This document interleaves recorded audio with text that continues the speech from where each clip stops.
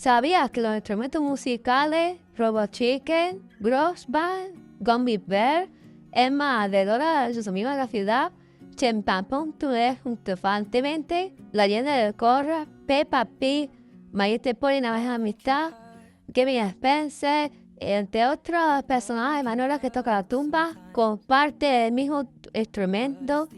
Así es, hoy tenemos a lo más grave del mundo, el saxofón.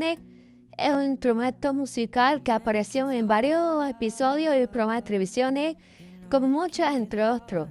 Apareció en los minijuegos de Tomodachi Collection, que simplemente dicho, es conocido brevemente los instrumentos musicales que repartimos una voz. A continuación, os dejo un link para que seguáis el fragmento para la tumba, porque se es una cosa tan importante que nunca. Así que no te lo pierdas. Crédito a Sinteremutam. Se va a continuar como todo el mundo del instrumento. Y buen día y recuerda buen miércoles de julio. Nos vemos pronto en el próximo vídeo y a continuación de su fragmento y créditos al consent. Sigue para las continuas como